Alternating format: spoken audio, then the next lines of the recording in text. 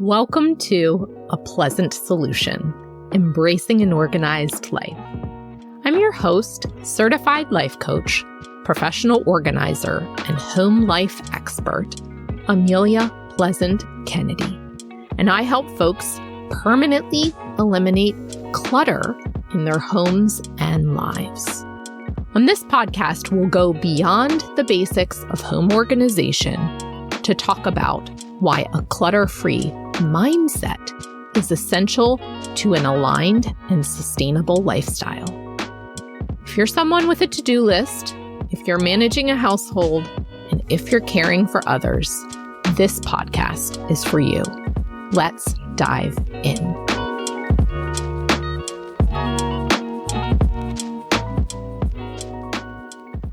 Welcome to episode 12, Why You Need Working Hours at Home Too. Hey y'all, let's start with a few reviews because they've been coming in. I love it. Jessie O wrote, Amelia has a kind and honest approach to this work. The podcast is like getting loving advice from a super smart friend. Highly recommend for anyone who's managing too much. Oh, I love that we're getting to know one another through this podcast format. Sweetgrass Jenny shares, Amelia knows people and real life. Listening to her smooth and friendly voice is a treat, and she comes to us with practical and inspiring ways to look at our relationships with ourselves and our stuff. I had the pleasure of meeting Jenny in real life recently, and it was such an honor to learn more about her, too. All right, y'all. So today's episode topic stems from my own realization about how I was spending my precious moments in the early days of motherhood. Today, I'm a certified Fair Play facilitator, which is Eve Rodsky's groundbreaking approach to household labor. And as I was planning out this episode, the connection between my earlier awakenings, which you'll hear in a moment, and Eve's experience and subsequent work became even more clear. Overall, this episode is about how we, as women, or those of us socialized as women, are raised to be always working and always giving to or thinking about others. More specifically, I'll share my strategy for implementing a limit on that particular thought and behavior pattern. In future episodes, we'll return to the topic of women's time over and over because it impacts our homes, our working lives, and our identities. So to give you a roadmap, first I'll share why the idea of working hours at home is critically important. Then I'll share my own experience, including exactly how I decided to define and implement the concept of working hours. Lastly, I'll impress upon you that whether you are an unpaid working mother at home, stereotypically known as a stay-at-home mother, or a paid working mother, actively setting boundaries on your working hours around all things home life is truly essential to your mental and emotional health. And if you're not a mother, this information applies to you too. First, let me state plainly, the unpaid, unseen labor you perform within your home is work. Whether you're remembering and celebrating the milestones of extended family, tossing out expired food from the fridge, or making sure that your auto policy has been reviewed, every minute you spend contributing to the success of your household is work. It takes thought, planning, and follow-through. Each task takes time. And this is why your days feel nonstop. From the instant you rise each morning, you assume one or more of your roles: mother, partner, daughter, caretaker, homemaker, executive, or community supporter. You wear these roles like clothing. You put them on, depending on the context, then you try your best to take them off at the end of the day. The more roles you adopt, the more ways that others see they can make requests on your time. Defining and limiting your working hours will be an additional strategy to add to your toolbox to support this mental transition at the end of the day.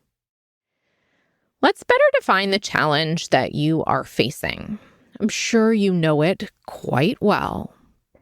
As a society, we're raised to believe that women's time is endless. This is one of the central issues, and it's the primary reason defining your working hours at home is essential. Think about the last time someone made a request on your time or your energy, and the automatic default response out of your mouth was, yes. Not, let me check my schedule, or I'll get back to you. Eve Rodsky aptly uses the analogy that women's time is seen to be like sand. You're infinitely available for volunteering, for watching grandchildren, for dropping everything to respond to your partner. Your time is infinitely available like each grain of sand in the Sahara Desert. The world knows that you'll find or make time to bring order to the disorder in your kitchen. Men's time, on the other hand, she describes, is viewed like diamonds, precious and finite. For most of us, this wasn't or isn't the case when we're single and without children. When you're solo, and I mean without obligations or responsibilities to others beyond yourself, your days are anchored by your income-producing hours. These are your working hours in the traditional sense. You also had non-working or leisure hours. When you're solo, there's an assumption that you have more conscious, intentional choice over how to spend the minutes of your day because there are fewer requests on your time that seem obligatory. When you become a parent or a caregiver, however, your default thinking radically, yet unnoticeably, shifts. Others and their needs occupy more of our mental energy, and the way we're raised kicks into overdrive. Historically, those socialized as women have always been expected by their partners and community to always be working towards the betterment of their households and towards the moral improvement of their children. For many European communities and puritanical American white society, this was the result of forced economic dependence on male members of the household and the patriarchal system that limited women's income-producing abilities and their mobility outside the home. This dynamic still exists in many cultures and communities, and if you're just joining the podcast, there's more on that particular topic in episode 5, The Myth of Domestic Perfection. For Black women in particular, slavery broke apart familial connections and forced women into the servitude for others. This translated into Black women having no control over their time. When, where, and how they were to use their waking hours was determined by the plantation owners and sharecropping systems. Jim Crow perpetuated structural racism by again limiting the movement of women of color and limiting the types of employment available.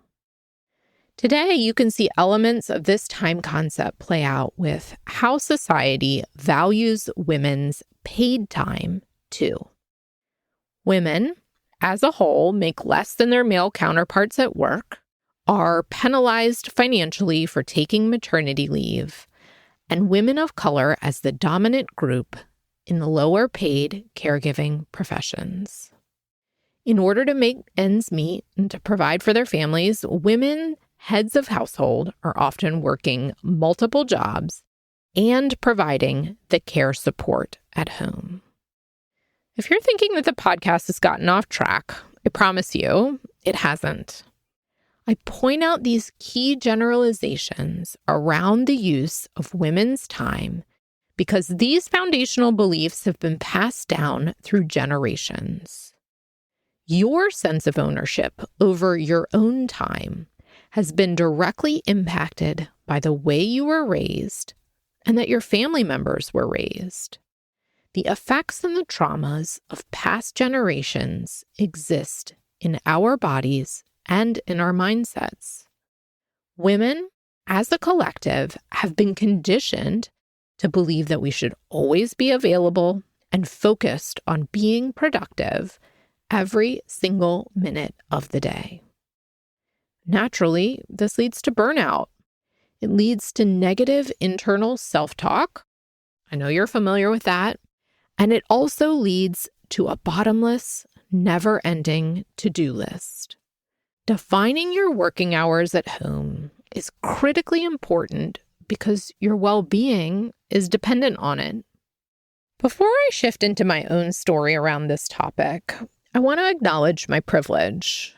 My choice to stay at home for 12 years was bolstered by the emotional stability of my marriage and an extended family I could rely upon if a true crisis was to occur. Honestly, I didn't think I wanted children. They weren't initially part of the grand plan of my life. Yet, my husband wanted 5. After some hilarious negotiations, we landed on 3. Once I became pregnant, my biological clock promptly encouraged the 2nd, then the 3rd, all in a 4.5-year time span. Then it said, loud and clear, stop. He and I arrived at this decision by talking through our future plans, defining what we wanted individually, then discussing our wants collectively. I wanted to pursue a PhD. I also, at that point, wanted to be a stay-at-home mother. These two seemingly conflict, which is how I ended up doing both. When my eldest began to enter preschool, I left my PhD program. With 3 children under 4, time for myself was non-existent. The thought that I could do it all wasn't readily apparent to me at that time, but instead showed itself through my working hours. My waking hours were dedicated to attending to my children's needs, managing our household, and maintaining my sanity, let's be honest. There was budgeting, changing diapers, road trips to see family out of state, constant toy management, like you need to wait your turn and you'll get it next. And of course, using utensils while eating. Y'all know what I mean. My husband was traveling frequently and working long hours outside the home. As an adult, I was alone a lot. My working hours were every single minute I was awake, and our division of labor in our household, it was traditionally divided. I managed the home and kids, and he was the breadwinner. Then I had stretches of 2 to 5 hours where I'd either be alone or with one child.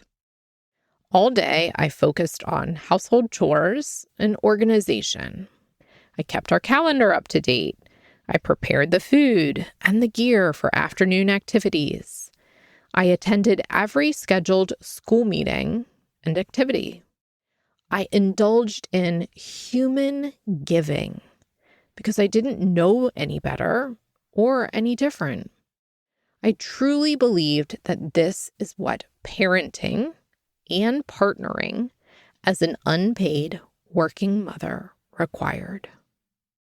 Once the kiddos started going to school full-time, I noticed that I felt guilty and anxious about resting during the hours they were gone. I didn't know it at the time, but that's one after effect of patriarchal socialization. Those deeply ingrained beliefs. The guilt and anxiety made it difficult to rest or to do something for my own pleasure. On occasion, I'd read or nap and then second guess how I'd spent my time. My husband, on the other hand, took his downtime and leisure time without guilt or a second thought. I'd be resentful of the ease at which he could rest, then wonder why he wasn't doing all of the noticing and anticipating of what needed to be done like I was. I was exhausted from being always available, and even when I wasn't physically doing, my mental load was churning in the background. This was all until I decided to consciously implement working hours. My first aha moment was when I realized that my children needed my support during specific times of the day. In the morning, wake up until school drop-off, and at the end of the school day through bedtime. My kids, my partner, and my household didn't actually need me during the day. I just thought they did. Sit with that for a moment. Now think about it for yourself. There are certain hours of the day when other humans are actually in your space, and there are certain hours when they aren't. This was a revolutionary thought. And now I help clients become even more clear about their specific working hours. I realized that my non-working hours were while they were at school. This was before I started my business and a key realization that led me to believing that I could return to work. My non-working hours were the essential hours for me to rest, nourish my body and mind, and restore my energy.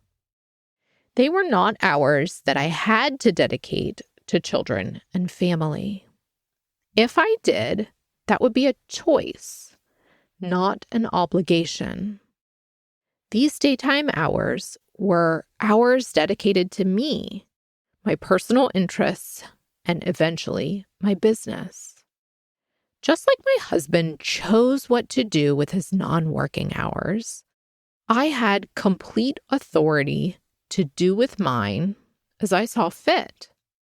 To get to that point, I had to practice shifting my attention and focus to the framework of clearly defined working and non-working hours.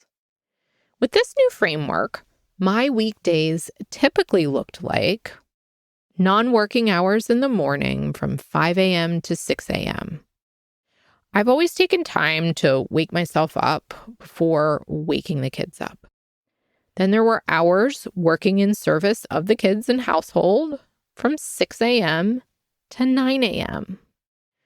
Then non-working hours from 9 a.m. to 2 p.m., and hours again in the afternoon and evening working in service of the kids in the household from 2 p.m. to 9 p.m. If I chose to spend my daytime, non-working hours doing chores or household responsibilities, it was a conscious choice that had an opportunity cost. This placed the ownership and control squarely with me and not others. This was liberating. The guilt and shame around meeting friends for lunch, taking a walk or a nap, or saying no to a volunteer commitment slowly lifted as I redirected my mind towards this concept of working hours and non-working hours. If family members made requests on my time during my non-working hours, I explicitly shared, "I'm not working right now. How could you solve this yourself?" Or I'd redirect them towards a sibling or my husband. Most things aren't critical, even though they feel urgent, and could wait until the hours where I was back at work. To recap, both paid work and unpaid work, care tasks, household responsibilities, emotional labor, both things are work. This is the first space of unlearning or relearning I invite you to embark upon. Get curious about the number of hours each day you're currently working. Again, that's paid and unpaid. I'm sure you'll be both shocked and not surprised. Then quantify the actual number of non-working hours you have set aside for yourself.